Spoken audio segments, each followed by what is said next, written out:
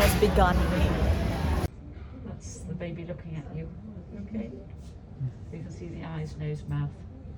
I just woke up from a big fat nap. We went to the hospital in the morning, took my height and weight, and they gave me a urine test, which I did not know how to use.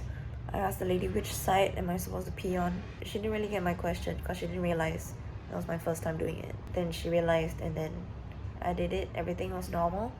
Went for the Stork center, which was the joint clinic between obstetrics and diabetes, I think. She just said your numbers are looking good, so all's fine for now. I tried to get the diagnosis reversed because I was never technically properly diagnosed before, but it wasn't possible. And she also let us see the baby's heartbeat just to check that it's still there. It's still there. Yeah, so I just have to monitor myself.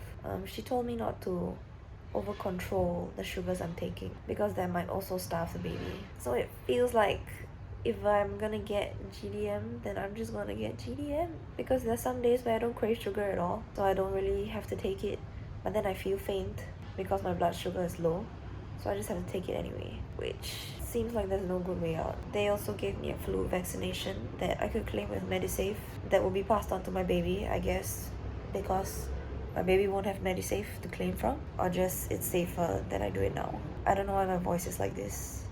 My nose also wasn't like this before I took a nap, but maybe that's just how it is. They also gave me a little form, like a little mental health check, and I'm glad I could answer well, that I haven't felt very depressed or anything in the past week, so that was a nice little check-in for me to do as well. I still haven't decided on confinement nannies or agencies, or whether I really need one, but my main point of getting a confinement nanny now is to get enough rest overnight or whenever I get to sleep. I guess I really haven't been talking about confinement nannies. The long story short is that I just kept getting ads for it, and I thought that I would need it, but at the same time I also know that the white people don't really do it, so if they can do without it, do I really need it? And I also know that I think different cultures have different confinement practices, so it's really up to you which one you want to pick. And I'm wondering if the Chinese one would suit me better just because I'm Chinese, or is it really just a preference? And also it's a lot of money I have to spend, but I also wouldn't want to get our parents involved and strain the relationship, because it's going to be a very tiring period for all of us, and I don't want to stress out about trying to maintain the relationship with my in-laws in case things get out of hand, while also trying to take care of myself and recover. So I feel like it's better to have an external person that we're not related to come and help. But the other issue is all of them, they mostly speak Mandarin because they're Malaysian Chinese, and there's a surcharge for the English speaking ones.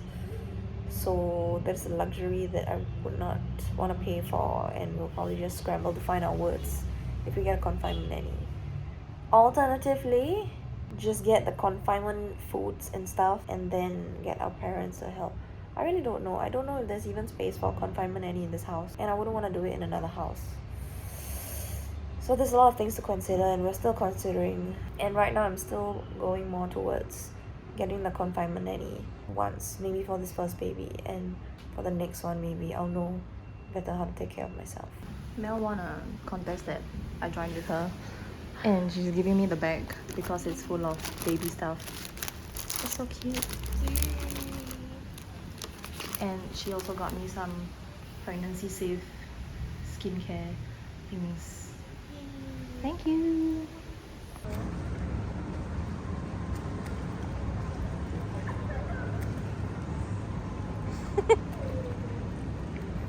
We're in week 15 now, and the symptoms are mostly gone. There was a day where I had little events and I decided to try not taking diclactin, and I think I was fine most of the day. It was Christmas Eve. I was fine in the daytime, but then towards the end, I think I got nauseous again, but I don't know if that is the diclactin or is it just more triggers happening. There were too many people with cologne in a car that also had the leather smell, and that made me nauseous for a few hours. So I got a little afraid and I continued taking diclactin. I also only have like like 5 doses left. I took 2 since that day. So I have 3 doses of diclactin left, and I can't even make it to the year end taking diclactin every day. So I'm still counting which days I can not take diclactin, and tomorrow's one of them. So I'm not sure if I should just not take diclactin tonight, see how it goes tomorrow. I forgot to ask the doctor for another prescription, and I didn't want to pay for another consultation to get it. But a friend who's also seeing the doctor at KKH told me I can just call to get the doctor to refill my prescription. So I will try doing that tomorrow, and hopefully I can do that. I also need a retinal photo for the diabetes side of things, and I'll be going to the polyclinic tomorrow, I think, get that done. So tomorrow will be an errands day. Today I just finished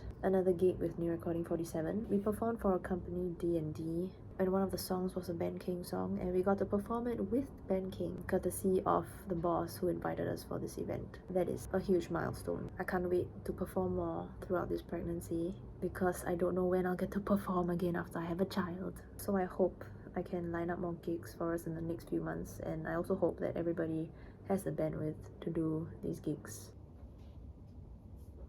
So because of pregnancy hormones, I'm crying because I couldn't find easy food to make. Tears started rolling down. What a thing to cry about. My mom watches my vlog, so I know she's gonna watch this as well. But I just had a call with her, and she was telling me about her watching month 2 and month 3 and being so worried about me, especially when I was thinking about an abortion. But she also said that she knows I'm someone who's resilient, I'm someone who doesn't give up, and I always do things no matter how hard they are. So if I really wanted an abortion at that point, it must have been really unbearable. And it's so nice to hear that coming from my mom. I feel so reassured and so supported, because my worst case scenario in my head was that she would be telling me, Aya, why aren't you stronger? Because everybody has gone through this before, so you should also. But of course that is worst case scenario. I don't think my mom would have told me that, but I always just imagine worst case scenario anyway. So I got the best case scenario, mom. I'm crying because of it again. I cried so many times today for nonsense reason. Today was also quite a shitty day. It's the second day in a row that I haven't taken diclactin because I'm running out, and I called the clinic for a refill, but they hadn't called me back. So I called back today to ask them to try and expedite it because I have no more, and they called me back to collect it. So I went to collect it, and then I realized they didn't tell me that I had an older prescription of 3 more weeks. It was really confusing because I was going back and forth between KKH and SGH, so I didn't realize that I had 3 more weeks of diclactin at KKH to collect, and I could have totally done that earlier this week. But I was also trying to wean off diclactin, and after these past 2 days, I think it is not the time to gay kiang, so I'm just gonna have diclactin. So I collected all 5 weeks. Even if I don't use all 5 weeks, I just wanted to have that safety net. It cost me $100, but it will be worth not feeling what I feel today again. There was so much nausea, and I think the nausea started because I was hungry, my stomach was empty, and then because I was nauseous, I didn't feel like eating either. And then I had to drive the car for a bit, and then just driving the car made me feel nauseous. I drove the car 3 meters forward, and then I already got nauseous. So that was a lot. So it was just a bad day of not feeling like eating, but then feeling like that because I wasn't eating enough. Eventually, I think I ate sufficiently today. I could have eaten more, but it was really very tiring to make myself eat. So I've eaten enough to get through the day, for my stomach not to rumble, for me to be fine to go to bed. And I've been going to bed at 1 or 2 a.m. the past few weeks because that is somehow closer to Amit's sleep cycle, and I have not been disciplined enough to get to my sleep cycle. I went for a party just now, and I was telling my last set of friends that I was pregnant in the midst of telling half of them. Then I took a dessert that someone brought. It was chocolate tarts.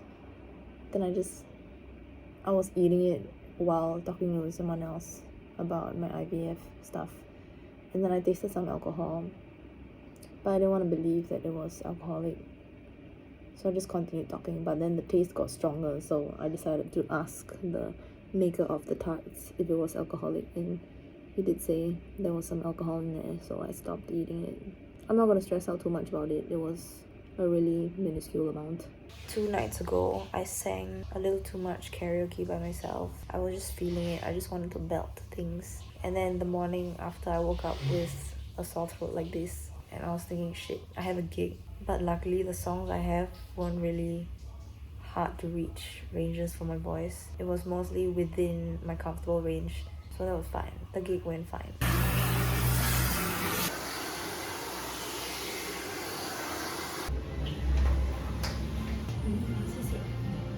Guess who got COVID on New Year's Eve? Not me. Happy New Year! For the past few weeks, I've been having some sinus issues that I've never had before, and apparently it's a common pregnancy symptom, so I thought nothing of it. Till a few days ago, I thought I sang a little too much karaoke and I strained my voice, so I thought I had a sore throat from that. But yesterday night on New Year's Eve, I suddenly felt my mucus consistency change, and it felt particularly similar to my mucus consistency when I had COVID on my honeymoon. So I decided to test, and so this was my first test result, and it was very, very light. And I was thinking, okay, maybe it's the start of COVID or the tail end, because I've had the sore throat for a few days without realizing that it could be COVID. It was a lot lighter yesterday, but yeah, and then we realized the test kit was expired for a few months, so we went to get another test kit, and the non-expired test kit showed really thick ass second line.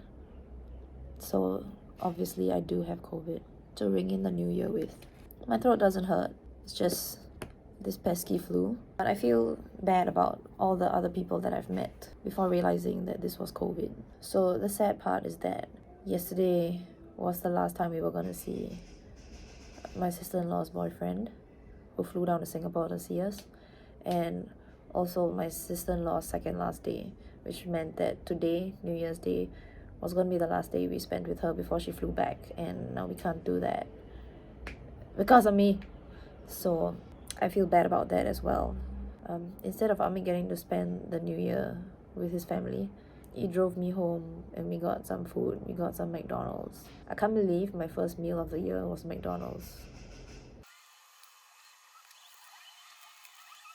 I was worrying about not gaining weight because I checked the graph of my weight, and I was heavier in the end of November compared to now, and my weight for the whole of December has been around the same. I always take my weight after I poop in the morning with no clothes on, so it's under the same conditions. I am a bit worried that I'm not gaining weight, especially since I'm in the second trimester, and especially over the holiday season. But as we know, I'm not a foodie, so I don't usually gain weight over the holiday season. I thought I would this time at least. Because I have COVID now, I can't really go get an ultrasound.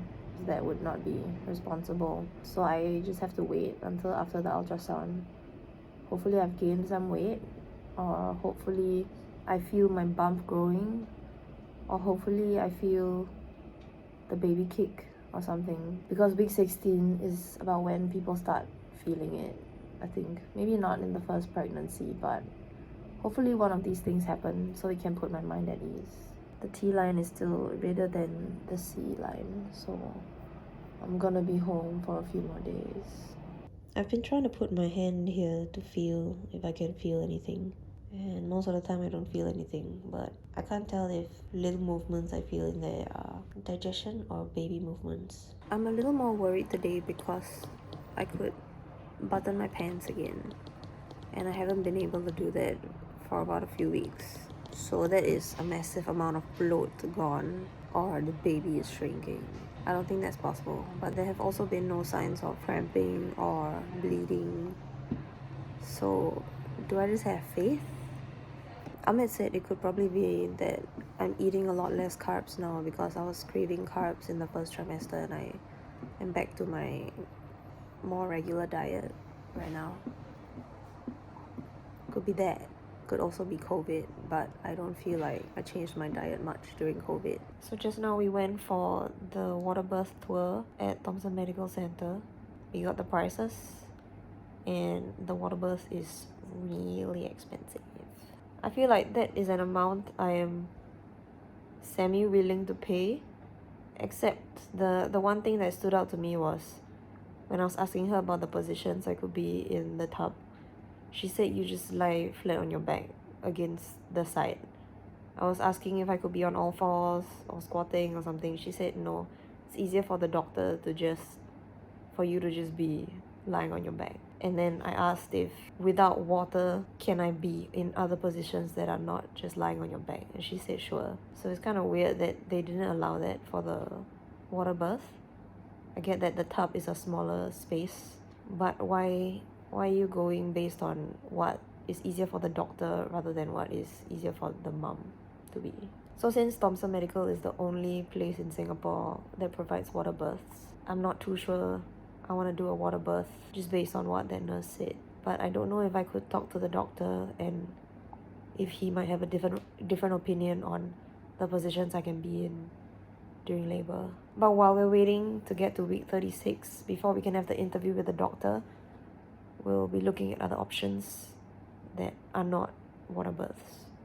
So I was also just checking out comparison charts, and it looks like NUH is quite a big advocate for natural and water births as well. Even though they can't do water births now, I would think most of their doctors are more inclined towards natural births than giving you an emergency C-section or something. But Amit's not so keen on a public hospital. Because I just think you get better care at a private medicine. I mean, it's just in the numbers. You pay more, you get better care. But for private hospitals, apart from Thomson, I'm also thinking of Mount Alvernia, because Alvernia.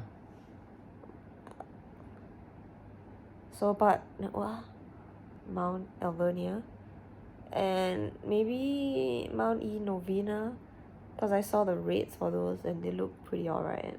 So we might be going on a few more delivery suite tours before we decide. Come on, babies, kick. Give me a sign. Kick me, baby, just one time. Bow. I guess not yet.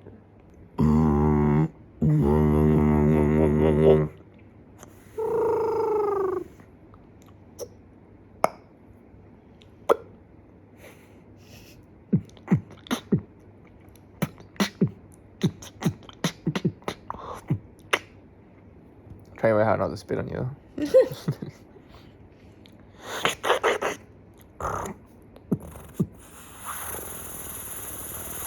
Okay, it's really cold. I gained a bit of weight today, so that's a little more reassuring than continuously losing weight in the past week. And we also just played a day of board games, so it was nice and relaxing.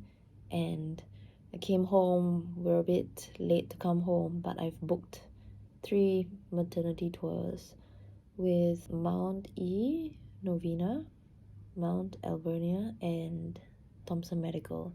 I wish we could have just done the Thomson Medical one when we went for the water birth tour, but the lady didn't tell us that there were 2 p.m. or 3 p.m. tours. We were there at 2:30. We could totally done both things, okay? Well, anyway, so we gotta go back and pay another $5 of parking just for that tour. I try to book all of them before the baby moon, just so we can just think about where we want to deliver and check out the doctors. I have no idea how to look for a doctor. I'm more interested in a midwife-led delivery than a gynae-led delivery, but I think I still have to pick a doctor anyway. I think I just felt Baben's kick. I don't know if that's actually a kick. I hope it is, because that would tell me that Babens is still alive. But it didn't feel like anything else I've ever felt, like a stomach gurgle or some stomach ache problems. It just felt like a little. And I tried to let Amit feel it, but I think he couldn't feel it yet. Maybe I could feel something because I'm feeling it from both the inside and my hand on the outside. That's so exciting. I'm gonna guess it's a boy. Girl. So it's now the opposite. Okay. Go 1 for 1 now. So one of you will always be disappointed. Yes. Okay. Amit and I are doing a prenatal massage. I mean, his is just a daddy massage for $18. It's a cheap trial, so here we are.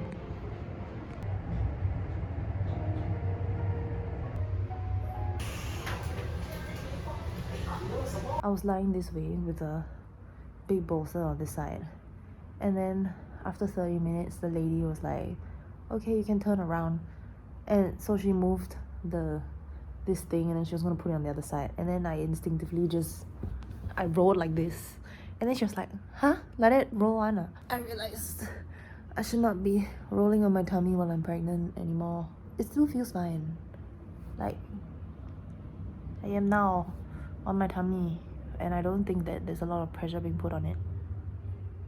But yeah, I guess I could have rolled my back as well. But then if I'm pressing my back, isn't that something to do with the vena cava on my, like everything pressing on my vena cava and then leading to complications and stillbirth?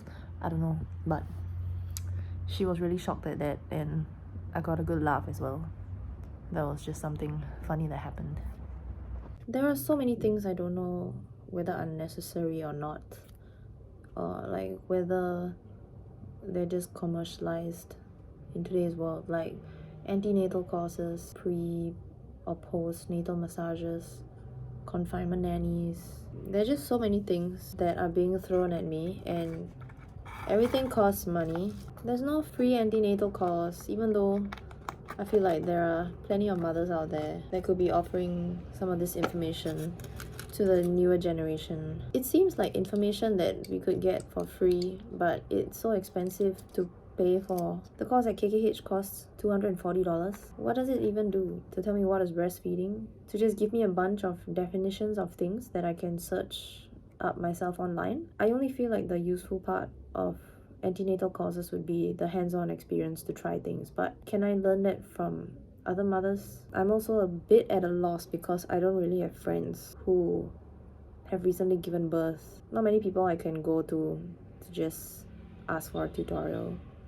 None of my close friends are. Can I just also be learning these things at the hospital for the 2-3 days I'm there before I'm discharged after labor? They're gonna teach me how to swaddle my baby, how to burp my baby and all that, right? And then because we decided to get a confinement nanny, isn't that what the confinement nanny will also help us to do? They will also teach us how to breastfeed the child, how to burp the child and all that. I'm assuming that's what we got them for as well. So I feel like there are plenty of opportunities for me to learn it, and only if I really feel like being kiasu will I go for the antenatal course at this point of my thoughts, because I always thought that was something you just have to go for, but the more I read about what they offer, it doesn't seem so compulsory to me anymore.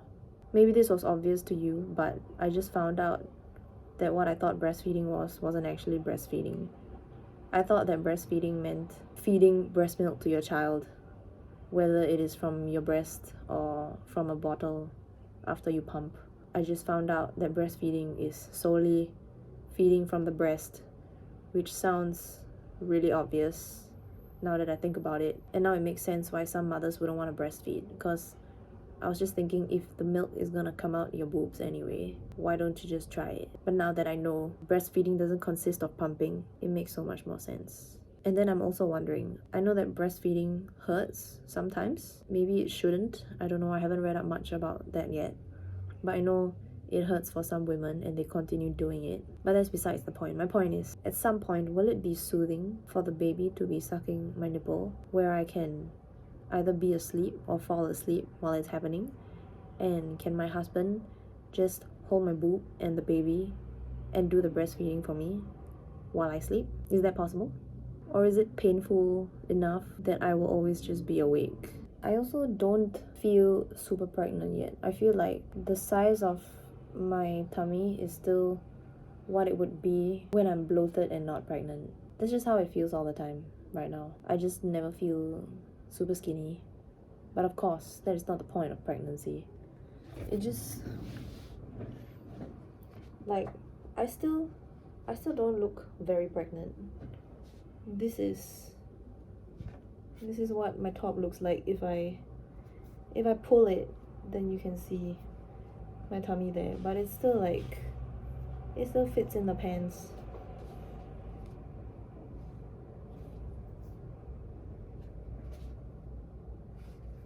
So I still look like I'm not pregnant if people haven't met me before, and I'm still not pregnant enough to get a seat on the MRT automatically, even if I stick my tummy out or whatever.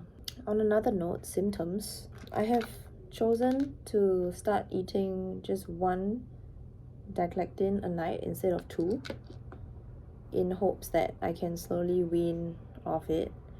And I think I still feel a little bit nauseous for the past 2 days I've tried this, but it's an amount of nausea I can handle.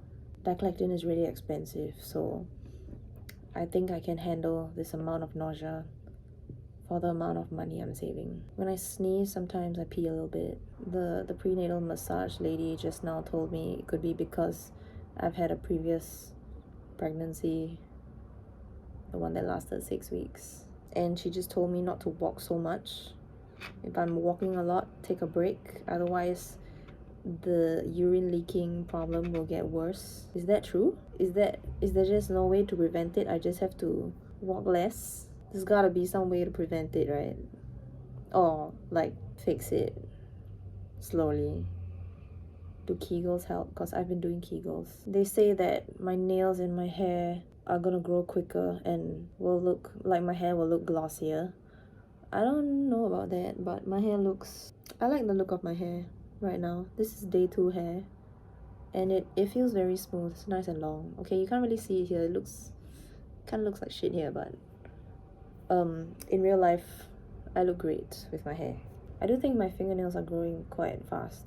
No issue there. I can just trim it. My smell aversions are disappearing, so I can stand the deodorant again. Ironically, I forgot to put on deodorant today, but it's not a huge issue because it is the end of the day and only I can smell myself. My diet has also started to go back to normal. I'm not eating as much carbs anymore. I don't crave pasta, or like pasta isn't the only thing that can satisfy my nausea. And since the nausea is more or less gone, I don't have to keep eating carbs to make myself feel better. I am very proud of myself for managing not to eat carbs as the first meal of the day or the first thing of the day for it feels like 1 or 2 weeks now. It's great to get the diabetes back under control. I really don't want to have to do insulin. So far so good. Next week we go on our baby moon to Boracay. Exciting. I'm kind of scared Amir's gonna get COVID because he didn't catch it from me, but he could totally catch it in the next few days. Have also started planning the baby shower. We have the date. I found so many games that sound so interesting. I'm really excited to try playing them. I'm really scared to get everyone to play them. Hopefully one of my friends can do that part of the hosting for me. I'm also really scared that it's gonna feel like another wedding because I'm pretty sure my mother-in-law will want to invite a lot of her friends, and my in-laws' family is already really huge, and the fact that we are inviting both men and women is gonna make it kind of huge even if we don't want it to be. I think my priority is to make it a unisex thing so it doesn't feel like the women are the only ones in charge of the pregnancy. It should feel like the men are also involved. It's a 50-50 thing. I know that I'm the one giving birth, but the birth partners have so much they can do and learn. So activities like trying to get the guys to swaddle a baby doll would be fun. It's not only the women who needs to know how to swaddle a baby, but then I need a lot of dolls. So I don't know what's logistically possible at this point while also being economical, but we'll see. Today we did the Mount E Novena online tour, and a dame could have seen all that on the website. We did get to ask some questions, but it's okay. I wish there was a physical tour. I did some research on doctors. I found some other options for doctors. I only had Dr. Paul Sung in mind, but now I also have Dr. Han. Dr. Lai was always someone I was thinking about for home births, but I was aware that home births are really expensive, and today I found out Dr. Lai is also really expensive. I think they quoted $310 for the first consult, and not inclusive of the scan, and the scan was 400 something. Yeah, it was 700 plus, I remember at the end. Yeah, so I think that's a bit much to spend on a first consult for someone we may not engage. Yeah. in the end. So that's out of the question. I do believe he's good, but I can't afford that good. Yeah, there were other ladies in the group chat talking about a Dr. Hao Chuan, who does deliveries in all 3 clinics we were looking at. Depends on what clinic we want, I guess. And his consult is $160 if I'm not wrong for the first one, and then $85 for subsequent ones. But he also has a package, and all these include like scans and urine testing and whatever, so that makes sense. But the most important thing I realized is if we do the consult now and I pick a doctor now, we would have to continue with the doctor until the end. It's not like I can just see the doctor for one consult and then we continue doing the KKH subsidized route. But if we don't pick a doctor now, there is a chance that the doctor might not be available when we want to pick him in the 3rd trimester. For some reason, all the doctors that we're looking at are males. It seems that the male doctors are the ones that are more aligned with natural births. So interesting. I'm all for it. Now we need to decide when we want to get the doctor and start paying a slightly more expensive route for the rest of our journey. We are here getting a midnight snack because I'm hungry. And my lips have been really dry this week. I don't know if it's the change in sunblock or something else. This keeps bleeding as well. My stomach feels bloated all the time. Like the skin is really stretching and it really hurts. Feels like it's stretching all the time, and I don't know if that's how it's gonna be for the next 5 months, or will I get a break here and there. And I've already been applying the cocoa butter stretch mark cream, so I'm not sure what else to do to alleviate this stretching pain. If I stretch by myself, is it gonna get worse? Are the stretch marks gonna come early? I don't know. I gotta do some research. I'm currently sitting outside the clinic of Amit's aunt, and I'm sitting here so I can look at the queue number in there. We're gonna talk to his aunt about doctor recommendations. Today we went to Kirambua's clinic and we asked her a bunch of questions. Something I learned is that you can't randomly opt for a C-section. You have to have a medical problem for it to be elective, so that was interesting. A lot of it was very validating and stuff that we already knew. Some of it was just like great reminders that at the end of the day, you may not have that much control.